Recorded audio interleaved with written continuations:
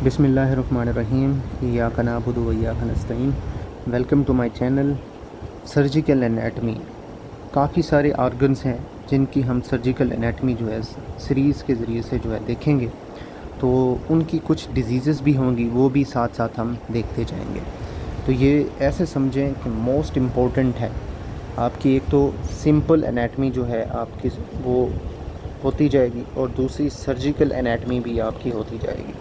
उसके हमने ओरिजिन देखनी है, कोर्स देखना है, एंड कहाँ पे होती हैं, ये चीज़ें देखनी है। मोस्ट कॉमन पार्ट कौन सा ऑर्गन का जो है इन्वॉल्व होता है सर्जरी में, तो वो जो है इसमें डिस्कस करेंगे। तो पहला है हमारे पास एओर्टा। एओर्टा में जो है हमने देखना है, एओर्टा एक लार्जेस्ट आर्टरी है, आपके लेफ़्ट वेंट्रिकल से इसका जर्नी जो है स्टार्ट होता है। ठीक हो गया। इसके 4 पार्ट्स हैं, हर पार्ट की जो है ब्रांचेस। फर्स्ट पार्ट का जो दूसरा नाम है वो है असेंडिंग एओर्टा। तो इसकी ओरिजिन जो है यहाँ से, ये आपका एक मिनट, ये आपका लेफ़्ट वेंट्रिकल हो गया, ठीक है। यहाँ से जो है आपका एओर्टा जो है राइज हो रहा है, ये जो है यहाँ से आपका फर्स्ट पार्ट कहलाता है, इसे आप असेंडिंग एओर्टा बोल रहे हैं। थर्ड इंटरकोस्टल स्पेस से ये ओरिजिनेट होता है, सेकंड इंटरकोस्टल स्पेस पे जाके इसने एंड हो जाना है। अगर हम इसके कोर्स की बात करें तो ये कोर्स इसका असेंड हो रहा है अपवर्ड, ऊपर की तरफ। ठीक हो गया। ब्रांचेस की बात करें तो राइट और लेफ़्ट कोरोनरी आर्टरी जो है, ये आपकी ब्रांचेस आती हैं असेंडिंग एओर्टा में। सेकेंड पार्ट जिसे आप आर्क ऑफ एओर्टा भी बोलते हैं। ठीक हो गया।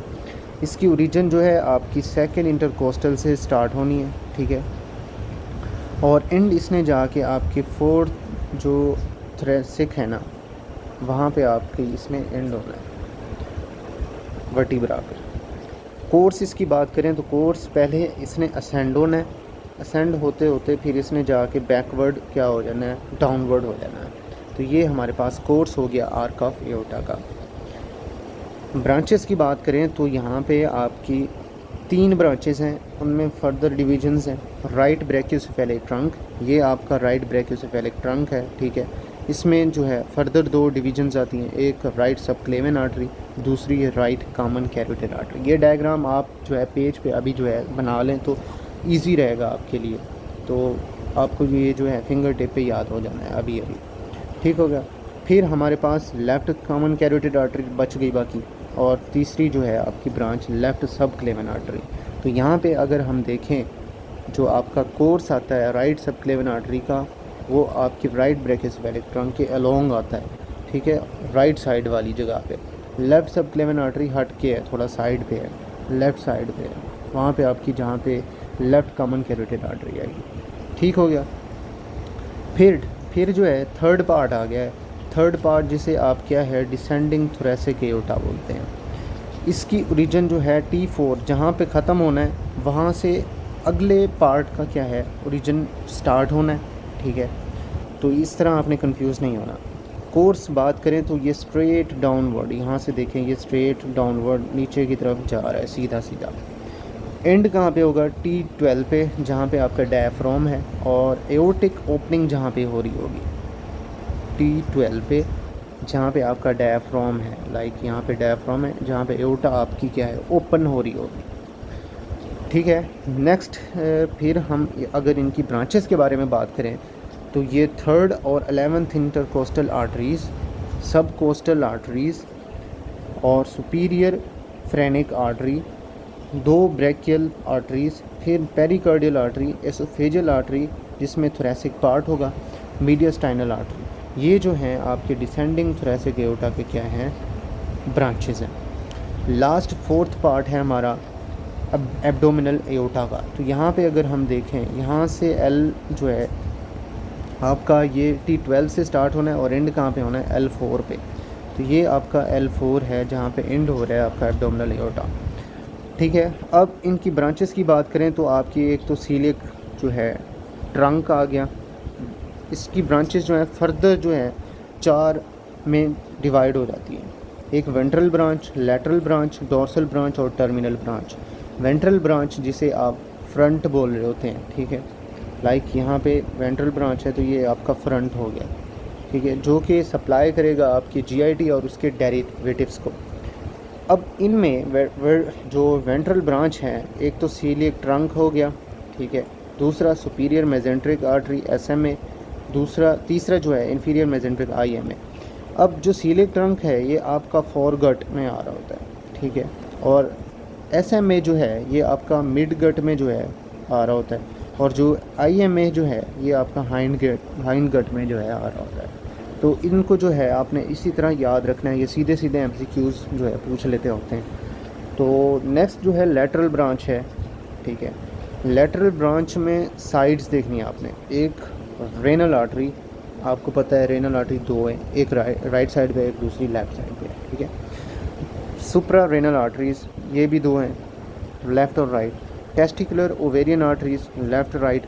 इंफीरियर फ्रेनिक आर्टरी, ये आपकी लेटरल ब्रांचेस हैं, जो कि आप जिन्हें साइड की ब्रांचेस बोल रहे होते हैं। थर्ड ब्रांच जो है आपकी डोर्सल ब्रांच है, उसमें 4 लंबर आर्टरीज़ आ रही है। डोर्सल मीन बैक साइड की जो है लंबर आर्टरीज़। फोर्थ जो ब्रांच है उसमें टर्मिनल ब्रांच है। टर्मिनल ब्रांच में 2 जो है आर्टरीज़ आ रही है, कॉमन एलिक आर्टरी जिसमें राइट और लेफ़्ट होनी है, दूसरी जो है मीडियन सैक्रल आर्टरी। तो यहाँ तक जो था आपका एब्डोमिनल एओर्टा, उसकी ओरिजिन, कोर्स, एंड्स, ब्रांचेस, तो ये जो है आपको लाजमी आने चाहिए, ठीक है। तो नेक्स्ट जो है एक टेबल में जो है लिखा है कि कॉमन एलिक आर्टरी डिवाइड होती है आपकी एक्सटर्नल एलिक और इंटरनल एलिक। एक्सटर्नल एलिक जो है उसमें आप फीमोरल आर्टरी बोल रहे हो, तो इंटरनल एलिक जो आपके पेल्विक इंटरनल आर्गन्स को क्या है डिवाइड कर रही होती है। तो ये सीधा सीधा एमसीक्यूज़ बनता होता है, तो आपने ये भी लाजमी याद रखना है, ठीक हो गया। तो एक बार जो है फिर से हम इसको देख लेते हैं, एक मिनट मुझे ये जो है रिमूव करने दें। तो हमारे पास हमने कहा एओर्टा लार्जेस्ट आर्टरी अराइज हो रही होती है आपकी लेफ़्ट वेंट्रिकल से, ठीक है। इसके 4 पार्ट्स हैं, फिर हर पार्ट की क्या है ब्रांचेस हैं, ठीक है। फर्स्ट पार्ट जिसे आप असेंडिंग एओर्टा बोलते हैं, तो नाम में ही है असेंड हो रही है अपवर्ड। ओरिजिन इसकी थर्ड इंटरकोस्टल स्पेस से स्टार्ट होनी है और एंड कहाँ पे होनी है, सेकंड इंटरकोस्टल स्पेस पे। ब्रांच की बात करें तो राइट और लेफ़्ट कोरोनरी आर्टरी, ठीक है। सेकंड पार्ट जिसे आप आर्क ऑफ एओर्टा बोलते हैं, ठीक है। अगर आपने ऊपर जहाँ पे एंड किया है ना, तो दूसरे पार्ट का जो ओरिजिन होगा वहीं से स्टार्ट होना है। तो हमने फर्स्ट पार्ट का एंड कहाँ पे बोला था, सेकंड इंटरकोस्टल स्पेस। तो यहाँ पे आपके सेकंड पार्ट का जो ओरिजिन है वो सेकंड इंटरकोस्टल रिब से ही स्टार्ट होना है, ठीक है। कोर्स की बात करें तो पहले ये असेंड अपवर्ड होगा, फिर अपवर्ड से डाउनवर्ड की तरफ जाएगा, बैकवर्ड देन डाउनवर्ड, ठीक हो गया। एंड जो है ये आपकी T4 वर्टिब्रा पे एंड होना है। ब्रांचेस की बात करें तो यहाँ पे 3 ब्रांचेस हैं, फिर कुछ एक जो है ब्रांच उसकी डिवीजन्स है। राइट ब्रैकियोसेफेलिक ट्रंक जिसकी right subclavian artery, right common carotid artery. तो ये जो डायग्राम है ना आपने लाजमी बना लेनी है ताकि आपको जो है फिंगर टिप पे याद हो सके, ठीक है। Left common carotid artery, left subclavian artery, ठीक हो गया। नेक्स्ट थर्ड पार्ट है जिसका नाम है डिसेंडिंग थ्रेसिक एओर्टा। इसकी ओरिजिन T4 से होनी है। कोर्स जो है इसका स्ट्रेट है, यहाँ पे आप देखें तो स्ट्रेट कोर्स है, और एंड कहाँ पे होना है, इसने T12 डायफ्राम जहाँ पे आपकी एओर्टे की ओपनिंग हो रही है एओर्टा की, ठीक है। नेक्स्ट इसकी ब्रांचेस जो हैं 3rd 11th इंटरकोस्टल आर्टरीज तक, सब कोस्टल आर्टरी, सब superior phrenic artery, 2 bronchial arteries, pericardial artery, oesophageal artery, medius जो कि थोरेसिक का पार्ट होता है, और मीडियस्टेनल आर्टरी। यहाँ पे एक टेबल जो है हम भूल गए हैं, फर्स्ट और सेकंड इंटरकोस्टल आर्टरी जो होती हैं ये आपकी सब क्लेवियन आर्टरी की क्या है ब्रांचेज हैं, ठीक है। बाकी फोर्थ पार्ट रहा, फोर्थ पार्ट एब्डोमिनल एओर्टा जिसे आप बोलते हैं, ओरिजिन T12 से हो रहा है, कोर्स इसका स्ट्रेट और डाउनवर्ड है, एंड कहाँ पे L4 पे हो रही है। तो कॉमन इलिक आर्टरी जो है डिवाइड होती है 2 पार्ट्स, एक्सटर्नल और इंटरनल। एक्सटर्नल जो है फीमोरल आर्टरी में जाएगी, इंटरनल जो है वो पेल्विक इंटरनल आर्गन्स में जाएगी, ठीक हो। ब्रांचेस की बात करें तो 4 ब्रांचेस थी, वेंट्रल, लैटरल, फिर हमारे पास डोर्सल, फिर टर्मिनल ब्रांच। वेंट्रल ब्रांचेस जो है आपकी फ्रंट पे होती हैं, जो कि सप्लाई कर रही होती है जीआईटी और उसके डेरिवेटिव्स को। सीलिएक ट्रंक जिसे आप फोरगट बोल रहे होते हैं वो इन्वॉल्व कर रहे होते हैं उसमें।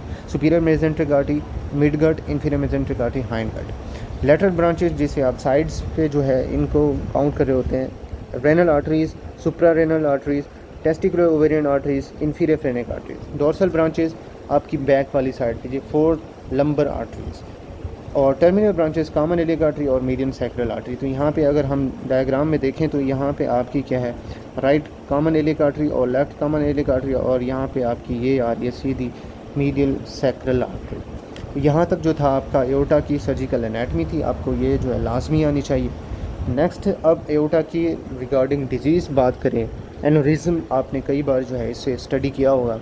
इसमें क्या होता है कि डायलेशन होती है आपकी ब्लड वेसल्स की, उसके ओरिजिनल डायामीटर 50% से ज़्यादा, लाइक यहाँ पे जो है ये 100 जो है % जो है डायामीटर है उसका। तो यहाँ पे मोर देन, अगर मैं यहाँ पे 50% जो है डायामीटर इसका बोल रहा हूँ, तो यहाँ पे इतनी मतलब एक 100% की ब्लड वेसल में 50% हाफ जो है उससे ज़्यादा उसका क्या है, एरिया डायलेट हुआ पड़ा है। तो ये हमारा क्या कहलाता है, एनोरिज्म जो है कहलाता है। साइड्स की बात करें, एनोरिज्म होता कहाँ पे है ज़्यादातर, आपकी एब्डोमिनल एओर्टा पे। तो एब्डोमिनल एओर्टा आपने 4th पार्ट ऑफ एओर्टा बोला था, ठीक है। और रियरली दूसरी साइड्स कौन सी हैं एनोरिज्म होने के चांसेस में, एक तो आपकी iliac, femoral, popliteal, subclavian, circle of Willis. तो ये जो हैं रियरली बहुत कम यहाँ पे जो है आपकी एनोरिज्म हो रही होती है, लेकिन मोस्टली जो है आपकी कहाँ पे हो रही होती है, एब्डोमिनल एओर्टा पे। ठीक हो गया। इटियोलॉजीज़ की बात करें एनोरिज्म में, तो इसकी इटियोलॉजीज़ जो हैं आपकी कंजेनिटल और एक्वायर्ड के तौर पे देखी जाती है। कंजेनिटल में जो है आपकी बैरी एनोरिज्म। बैरी एन्यूरिज्म का क्या मतलब है कि आपका जो सर्कल ऑफ विलिस है, जो ऊपर हमने डायग्राम बनाई है, वो आपका सर्कल ऑफ विलिस कहलाता है, ठीक है। तो वो आपको लाजमी आना चाहिए। और ये अगर रप्चर हो सब रेकनाइड हेमरेज, तो इसे जो है आप क्या बैरी एन्यूरिज्म बोल लेते हैं। इफ़ रप्चर सब रेकनाइड हेमरेज कहलाती है। नेक्स्ट जो है कंजेनिटल आपकी दूसरी है क्री स्क्वाइड एन्यूरिज्म। फिर इटियोलॉजीज़ जो एक्वायर्ड की रह गई, एक्वायर्ड में जो है आपकी नॉन ट्रोमेटिक और ट्रोमेटिक, ये दोनों फिर फर्दर अलग अलग से जो है इटियोलॉजीज़ दे रही थी। नॉन ट्रोमेटिक जो है उसमें एथरोस्क्लेरोसिस, सिफिलिस या फंगल या पोलियोआर्थराइटिस नोडोसा, ये नॉन ट्रोमेटिक जो है आपकी एक्वायर्ड काज है। ट्रोमा में के अंदर ट्रू फॉल्स जो है ट्रोमा हो सकता है, एडजेसेंट हेमाटोमा हो सकता है। पैथोजेनेसिस की बात करें एनोरिज्म में, तो एथरोस्क्लेरोसिस की पैथोजेनेसिस क्या है, इसमें क्या है आपकी जो वेजल वाल्स हैं ना, smooth muscles like tunica media, वहाँ पे आपका जो लिपिड होता है, लाइक यहाँ पे जो है आपकी वेजल है ट्यूनिका मीडिया, वहाँ पे जाके ये रेड वाला लिपिड है, क्या होना है, इसने जाके डिपोजिट हो जाना है, जमा हो जाना है, अकामुलेट हो जाना है। तो यहाँ पे जैसे ही अकामुलेट हुआ, उसकी क्या हुई, डायलेशन हुई, लाइक यहाँ पे जाके डायलेट करा देगा आपकी वेसल को। और जैसे ही डायलेशन हुई, एट्रॉफी करा देगा। एट्रॉफी हुई तो वहाँ पे आपकी वेसल वॉल जो है वीक हो जाएगी। तो ये आपकी एथरोस्क्लेरोसिस की पैथोजेनेसिस है। सिफिलिस की या फंगल की क्या पैथोजेनेसिस है, इसमें जो आपकी वेजोरम है, एंड आर्टरी जिसे ओब्लिट्रांस बोल रहे होते हैं, उसकी इन्फ्लेमेशन हो जाती है। इस्कीमिया हुआ या डैमेज हुआ तो वेसल वॉल की क्या है, डायलेशन हो जाती है। पोलियोआर्थराइटिस नोडोसा में क्या है, आपकी जो नेक्रोटाइजिंग वेसल वॉल इन्फ्लेमेशन होनी है, वो आपकी वेसल वॉल की जो है उसको डैमेज कराएगी और दूसरा डायलेट कराएगी। बस सिंपल सी चीज़ें आपने यही देखनी है। Next abdominal aortic aneurysm, triple A जिसे आप भी बोलते हैं। तो क्लिनिकल फीचर्स देखें तो इसमें रिस्क फैक्टर्स जो हैं, smoking, old age, diabetes mellitus, hypertension, ये आपको 4 फिंगर टिप पे आने चाहिए। Smoking, old age, diabetes mellitus और हाइपरटेंशन। डायग्नोस कैसे करना है, हॉलमार्क, तो ये जो है हम बाद में देख लेते हैं, पहले हम जो है क्लिनिकल फीचर्स जो है डिस्कस कर लेते हैं। एसिम्प्टोमेटिक भी हो सकता है, इसमें क्या रूटीन एग्ज़ाम करना है, अल्ट्रासाउंड पिक्ड करने हैं, ठीक है। सिम्प्टोमेटिक होंगे तो आपको सेंट्रल अम्बोलिकल एब्डोमिनल पेन जो है मिल रहा होगा, कोलिक की पेन मिल रहा होगा, बैक को जो है रेडिएट कर रहा होगा। ये जो हैं क्लिनिकल फीचर्स हैं। डायग्नोस कैसे करना है, आपने पल्साटाइल मास एक्सटेंसिबल देखना है, ठीक है। इन्वेस्टिगेशन में जो है आपने अल्ट्रासाउंड ऑफ एब्डोमेन कराना है, ये यूज़फुल है। इन्वेस्टिगेशन में जो है सीटी एब्डोमेन भी करानी है। नॉर्मल एओर्टा डायमीटर जो है 2 सेंटीमीटर होता है, लेकिन एब्डोमिनल एओर्टिक जो एनोरिज्म है उसमें आपको 3 सेंटीमीटर से ज़्यादा जो है डायमीटर मिल रहा होता है एओर्टा का। कम्प्लिकेशंस देखें, रप्चर हो सकता है, मैसिव इंट्रापेरिटोनियल ब्लीडिंग, शॉक हो सकता है। ट्रीटमेंट बात करें तो ट्रीटमेंट आप उसी डायमीटर पे ही बेस करके जो है कर रहे होते हैं। अगर अनरप्चर्ड एब्डोमिनल एओर्टिक एनेरिज्म है, अगर उसका जो डायमीटर है 5.5 सेंटीमीटर से कम है, तो कंजर्वेटिवली जो है ट्रीट करेंगे, फॉलो अप करेंगे, सीटी एब्डोमेन करेंगे हर साल, फिर आपने रिस्क ऑफ रप्चर देखना है लेस देन 1% होगा। अगर 5.5 सेंटीमीटर से ज़्यादा है डायमीटर, तो जो रिस्क ऑफ रप्चर जो है 17% चांसेस हैं। इंटरवेंशन जो है आपने इसमें क्या है ट्रीट करना है, इंसर्शन डेक्रॉन ग्राफ्ट करना है, पेरी ऑपरेटिव क्या है मोर्टेलिटी इसकी 5% है। ठीक है, यहाँ तक जो था आपका ट्रिपल ए था। नेक्स्ट हमारे पास आता है एओर्टिक डाइसेक्टिंग एनोरिज्म, ठीक है, जिसमें डिफरेंशियल डायग्नोसिस चेस्ट पेन है। जब आपका ब्लड वेसल वॉल के अंदर इंटर होता है तो उसमें मिकोजल डिफेक्ट होता है जो कि स्प्लिट कर लेता है आपकी उस लेयर्स को और एक दूसरे ल्यूमन के साथ जाके वेसल क्रिएट कर देता है, तो इसे आप एओर्टिक डाइसेक्टिंग एनोरिज्म जो है बोलते हैं। लाइक यहाँ पे आपकी एक वेसल है, ठीक है, जब इसने एज अ मिकोजल डिफेक्ट दिया तो यहाँ पे आपकी जो है इसने क्या है दूसरी वेसल वॉल को क्या है क्रिएट कर लेना है, तो इसे जो है आप बोलते हैं एओर्टिक डाइसेक्टिंग एनोरिज्म। ठीक हो गया। तो वेसल वॉल की हिस्टोलॉजी की बात करें तो यहाँ पे 3 जो है ट्यूनिका हैं, एक tunica intima, tunica media, tunica adventitia. तो यहाँ पे ट्यूनिका एंटीमा में जो है आपको एंडोथेलियल सेल्स मिल रहे होते हैं, बेसमेंट मेम्ब्रेन मिल रही होती है। यहाँ पे देखें ना आप, ये आपकी क्या है ट्यूनिका एंटीमा अंदर वाली, बल्कि हम इसको इस तरह कर लेते हैं। आपने क्या है 2 सर्कल बनाने हैं इस तरह से, ठीक है। ये जो है आपकी ट्यूनिका क्या है एंटीमा है, ठीक है। नॉर्मल आर्टरी की बात कर रहे हैं, नॉर्मल आर्टरी की आपको जो है लेयर्स आनी चाहिए बनानी, ठीक है। तो ये आपकी क्या है ट्यूनिका एंटीमा। इन दोनों के दरमियान ये जो एंटीमा और इस लास्ट वाली के दरमियान जो है आपकी ये ट्यूनिका मीडिया कहलाती है, और ये जो बाहर वाली है ये आपकी ट्यूनिका एडवेंशिया कहलाती है। ये नॉर्मल आर्टरी की क्या है डायग्राम है एक, ठीक हो गया। तो नेक्स्ट जो है हमारे पास हम डिस्कस कर रहे थे इनके साथ साथ जो है दूसरे फीचर्स को भी।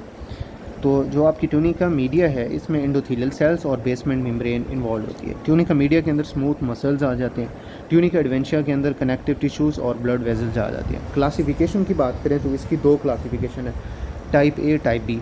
टाइप ए जो है मोस्ट कॉमन होती है, 90% असेंडिंग एओर्टा को क्या है ये इन्वॉल्व कर रही होती है। टाइप बी 10% होती है, किसी भी दूसरी वेसल को क्या है इन्वॉल्व करेगी। अच्छा जी, क्लिनिकल फीचर्स की बात करें तो यहाँ पे आपके रिस्क फैक्टर्स जो हैं, एक एथेरोस्क्लेरोसिस है, सडन ऑनसेट में जो है सीवियर चेस्ट पेन होना है, जिसकी नेचर जो है वो टेयरिंग में है, टेयरिंग इन नेचर है। रेडिएट करेगा आपके इंटरस्कैपुलर रीजन को, बैक को जो है रेडिएट करेगा। Dyspnoea, palpitation, dizziness. और इन्वेस्टिगेशन में जो है हॉल मार्क आपको जो मिल रहा होगा एग्जामिनेशंस पे, रेडियो फीमोरल डिले मिल रहा होगा, ठीक है। तो यहाँ पे जो है हम पहले टेबल कर लेते हैं। रेडियो फीमोरल डिले क्या है, ये आपको एक एओर्टिक डाइसेक्टिंग एनेरिज्म के अंदर मिलेगा, कोएक्यूटेशन ऑफ एओर्टा में मिलेगा। इसमें कैसे मिलेगा, जैसे आपकी एओर्टा कंस्ट्रिक्ट होगी after giving a branch upper extremity. Like यहाँ पे कोई यंग एज का पेशेंट है, ठीक है, यहाँ पे कोई भी पेशेंट है, लेफ्ट वेंट्रिकल है, यहाँ से जाते जाते इसने जो है कोई दूसरी ब्रांच देनी है, ये जो रेड वाली है, इसने जाके जैसे ही अपर एक्सट्रीमिटी में देनी है ब्रांच, कंस्ट्रिक्ट हो जाएगी वो जगह। लाइक ये नॉर्मल है ना, तो नॉर्मल से इसने इस तरह कंस्ट्रिक्ट हो जाना है, तो इससे जो है आपको एक्यूटेशन ऑफ एओर्टा जो है बोल रहे होते हैं। तो ये 2 फीचर्स जो है आपको रेडियो फीमोरल डिले में जो है एक एओर्टिक डाइसेक्टिंग एनेरिज्म और कोएक्यूटेशन ऑफ एओर्टा में मिल रहे होंगे। इन्वेस्टिगेशन ईसीजी नॉर्मल मिलेगी आपको, कार्डियक एंजाइम भी नॉर्मल मिलेंगे।